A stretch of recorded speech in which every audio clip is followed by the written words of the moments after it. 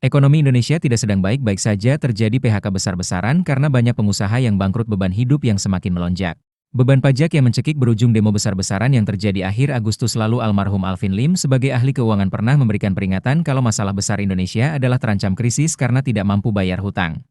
Kalau banyak koruptornya di situ ya, intinya seperti itu.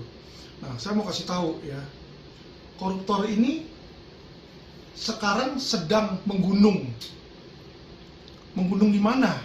Menggunung di tempat jantungnya perekonomian. Di mana sih jantung perekonomian? Orang nanya kan? Industri keuangan. Industri keuangan. Perbankan, asuransi, teman-teman ya. Leasing, itu industri keuangan. Itu adalah jantung dari ekonominya Indonesia, teman-teman. Sekarang ini orang bilang, iya hidup susah ya, hidup makin susah ya, makin susah ya. Hidup susah, saat ini hidup susah katanya ya. Kerja susah, cari duit susah di situ. Teman-teman, kalau sekarang susah, nanti ke depannya, mohon maaf ya, ini opini saya, akan makin susah, teman-teman. Makin susah. Kenapa makin susah? Ya, saya kasih tahu penyebabnya. Pertama, ya, indikasinya. Kenapa saya bilang seperti itu? Pertama adalah banyak bisnis yang pilot, ya. Banyak bisnis yang pilot. Coba kita contoh nih ya, bisnis-bisnis yang pilot kita lihat aja di media, banyak lah teman-teman ya. Teman-teman tahu, ini ada berita ya, terlilit utang 78,79 triliun, keuangan induk perusahaan media TV One dan ANTV terancam. Lihat ya, utang di situ, terancam tuh, ya. Terancam kalau nggak bisa bayar utang, tentu apa? Pilot. Ya. Kalau nggak bisa bayar utang, pilot, karena utangnya udah banyak situ. Nah, ini yang lagi hot sekarang ya, yang dimana si Wamenakers, Immanuel Ebenezer tuh lagi stres sekarang. Stres sama apa? Stres sama ini. Ya, beritanya nih, kasasi ditolak, Sritek resmi pilot. Teman-teman tahu Sritek adalah perusahaan pabrik tekstil terbesar di Indonesia ya. Ada di Solo dia, Sritek ya. Saya kenal ownernya Pak Lukminto ya. Waktu itu anaknya nikah, saya diundang di sana. Oke, lanjut, kita nggak bicara tentang Sritek di sini. Ketiga di sini ya, kita lihat lagi teman-teman, biar teman-teman tahu nih apa yang kejadian nih ya sekarang ini di Indonesia. 4 perusahaan besar bangkrut di Indonesia. Ini penyebabnya ya. Judulnya itu nih. Perusahaan-perusahaan apa aja sih? 4 perusahaan gede. Sariwangi bangkrut, Nyonya Menir bangkrut. Itu yang dulu ada job gitu loh. Ya. Wanita apa yang paling kuat? Nyonya Menir katanya.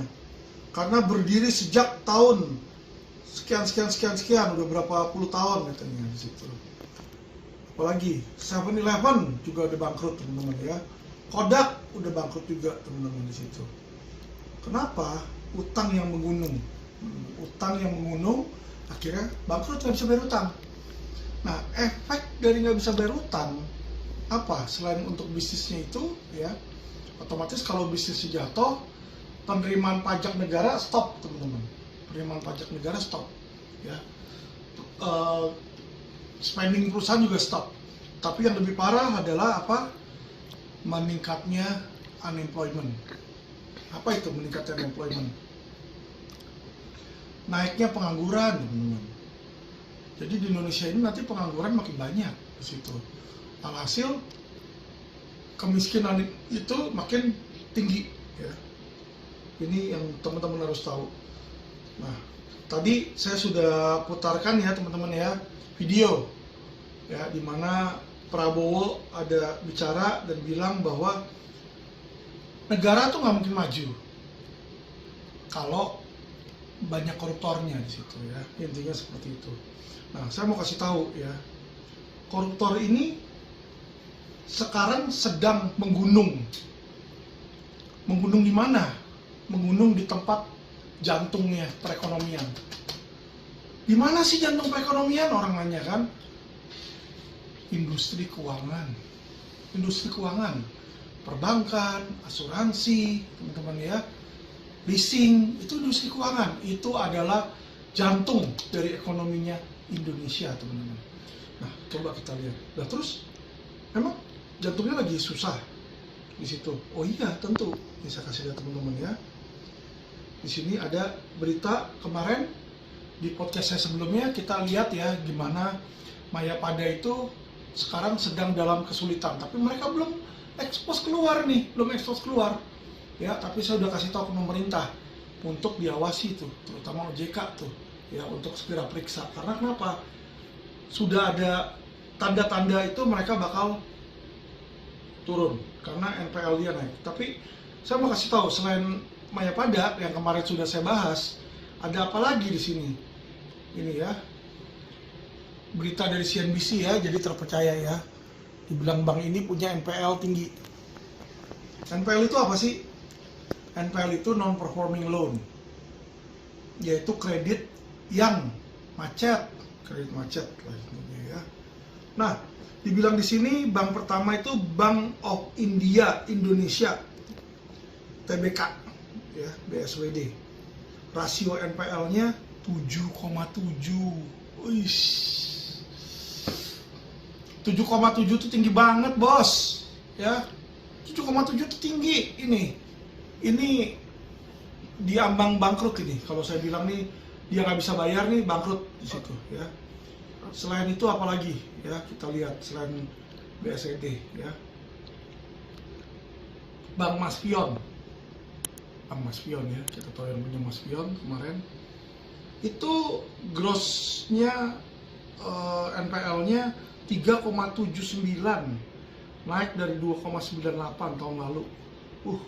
Tinggi juga ya di situ ya. Dan yang terakhir adalah Bank Pembangunan Daerah Banten. Ya. NPL-nya 9,86. Aduh, tinggi amin. NPL tuh harusnya kecil-kecil, 1, di bawah 1 gitu loh ya. Ini kalau NPL-nya 9 lah, dia ngambil grossnya aja berapa?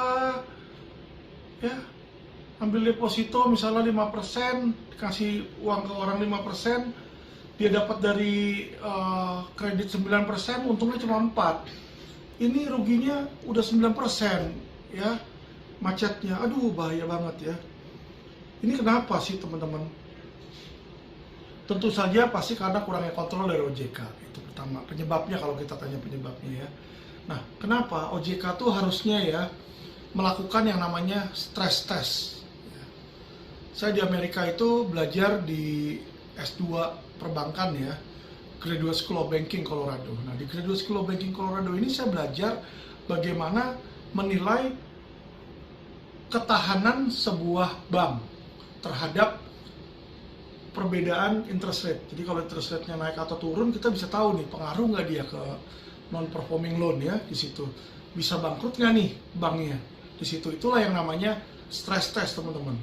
Oke, kita lanjut lagi ya. Berarti kita tahu nih bank-bank ini banyak kredit-kredit macet. Ya. Jadi kalau kredit macet berarti karena apa? Bisnisnya jelek. Bisnisnya jelek, nanti bank jadi jelek. Kalau bank jadi jelek jatuh, apa yang terjadi teman-teman? Bisa-bisa terulang lagi tahun 98 dan kasus Senturi, yaitu pemerintah membail out, menyetorkan duit agar banknya itu tidak jatuh.